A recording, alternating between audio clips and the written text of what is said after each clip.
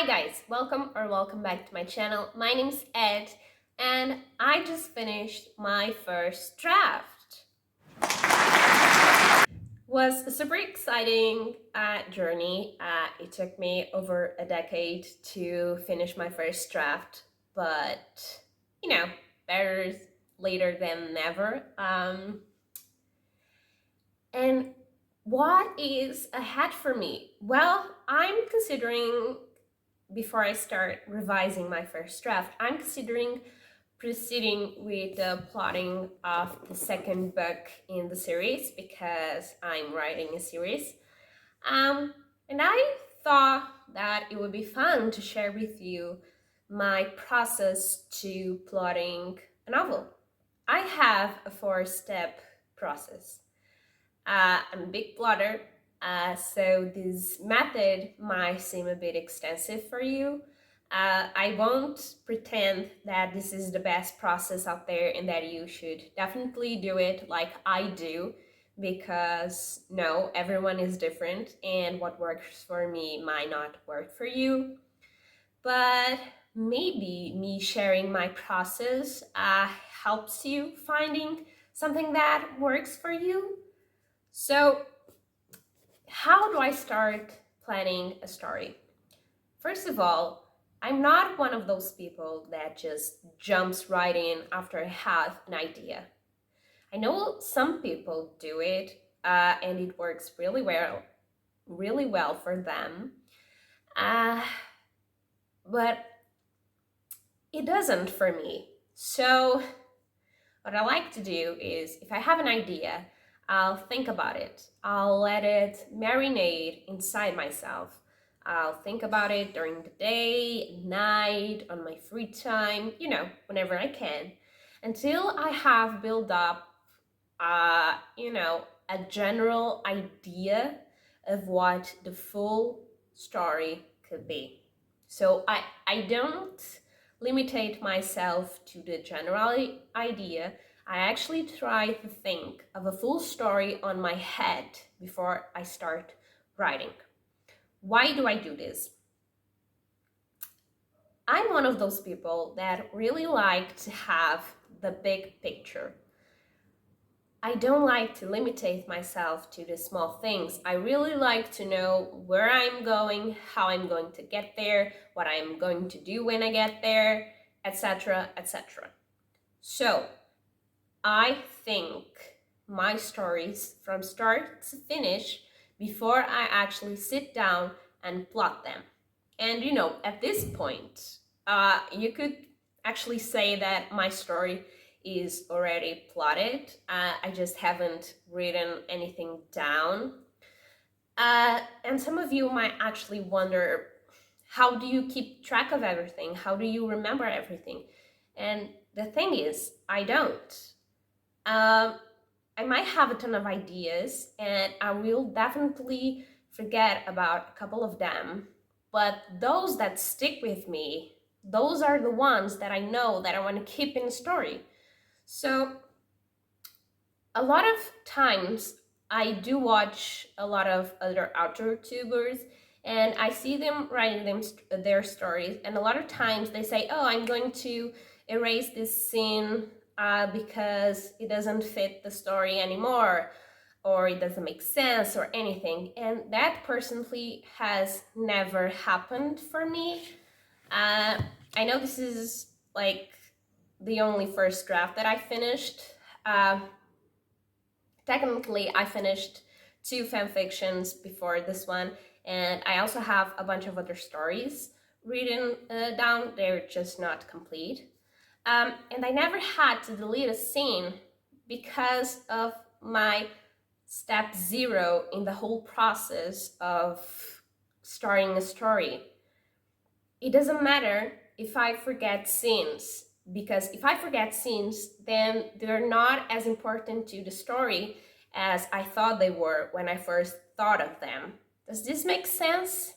Like, if I spend an entire month thinking about a story and I come up with 50 different ideas for the story, but if at the end of the month I can only remember 10, then I know that those 10 are for sure things that I want to happen in the story.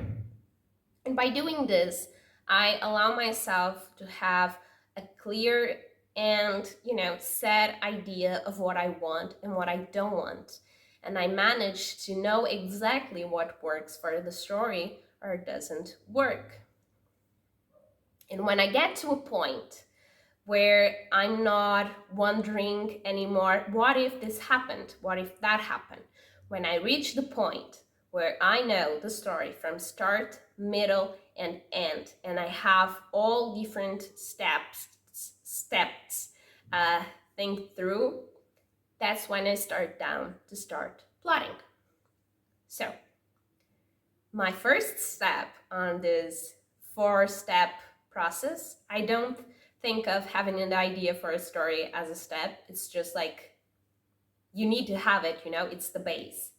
The first step is actually to write a 1-page summary of the entire story. So, just vomit all of the ideas that you had onto that 1 page and tell everything that you thought of, that you think that you thought for this story, and just write it down.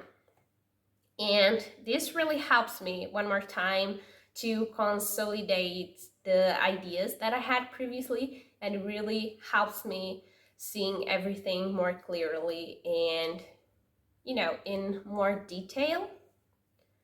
So step 2, after I have the summary ready, what I do is I actually try to break down that summary into chapters.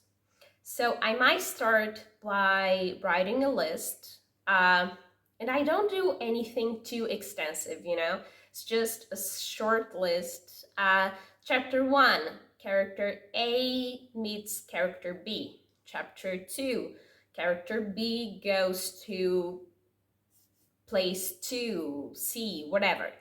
I try to be as concise as possible. I only write down the main ideas, and then I try to write a 1-page summary of each chapter. So this usually takes me a while to finish, because at this point, because I spent so much time thinking about the story, I might already have a pretty clear idea of what I want the story to be. But sometimes I'll have to sit down and have, what do you call it? That thing, the shower of thoughts, where you just brainstorming. I might sit down and have to brainstorm for a bit, and I write a 1-page summary of each chapter. And this is the point where I see what needs to be linked, what's not working, what's working, any extra step that I might need to add. So for instance, I also use this step to write down every time that foreshadowing is supposed to happen in each chapter. So for instance, I might write down chapter 3, magical object is mentioned. This will be important later on, make connection with chapter 18. For instance, I do that. And again, it really helps me to see how everything needs to be connected. And it also helps me plan out exactly how and when I want to foreshadow certain things that are going to happen later on in the story, or even the full series. Step 3. This might sound a bit redundant. I think that's the proper word after what I just said about my step 2. I started my step 2 saying that you could write down a 1-sentence list about everything that happens in the chapters. Actually, I don't do that. I jump right on to writing a 1-page summary of each chapter, but step 2 and 3 can actually be changed. They can change places, because my step 3 is, after I have a 1-page summary written down about everything that's going to happen in each chapter, foreshadowing, subplots that are mentioned, etc., etc., I actually write down a one sentence description of each chapter. So yeah, you could definitely change this too and have step 3 be step 2 for you and step 2 be step 3. But I don't know why, I really like to have an extensive resume of everything that I want to happen and then write a one sentence description. It just works for me. I'm not going to question it. It just works, okay? Okay. Finally, my step 4 is to go into the chapter description that I have and the one-page chapter summaries, and I actually write down the chapters in a more extensive way.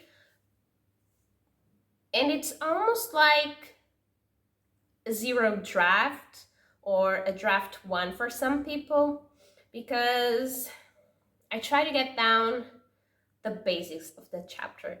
So for instance, Harry Potter. My step 4 for Harry Potter chapter 1 would look something like, it's night, or we are in a normal street. There's a cat sitting on a wall. Oh my god, my dog just moved the camera. Anyway, we see a cat sitting on a wall. A man shows up. He takes something out of his pocket and it looks like a lighter. Oh my god, stop moving the camera! A man takes something out of his pocket, looks like a lighter. Every time he clicks on it, the lights go off. The man goes to the cat and they start talking. The big guy was defeated. There's a child who's in danger. A man shows up in a moto, and yada yada, blah blah blah. This is my step 4. And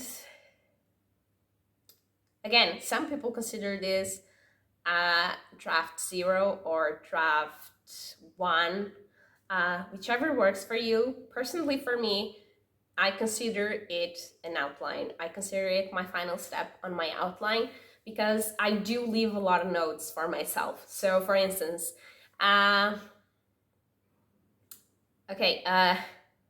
Professor McGonagall, I think that's how it's pronounced, and Professor Dumbledore talk about how the big guy was defeated by a baby. And then I put between brackets, he wasn't actually defeated, his soul just left the body, he's actually undead, he's going to be brought back, blah, blah, blah, I leave myself descriptions of what's happening behind the scenes, or an explanation of why people are acting this way, what people mean by their words, because a lot of times I want to foreshadow to something that will happen later on, and sometimes I forget of what I'm talking about. So it really helps me to have these descriptions, just so I can, when I go in with my first draft, I can exactly know, okay, in this scene, this character is sad because they're thinking about someone they love. So when I actually go into writing that chapter, I can have that in mind so that I can write a properly sad dialogue. That's my 4-step process to outline a novel. I know it might sound like a weird process for a couple people, but that's what works for me. It actually works really well. I tried pantsing in the past, but it's just not my bitch.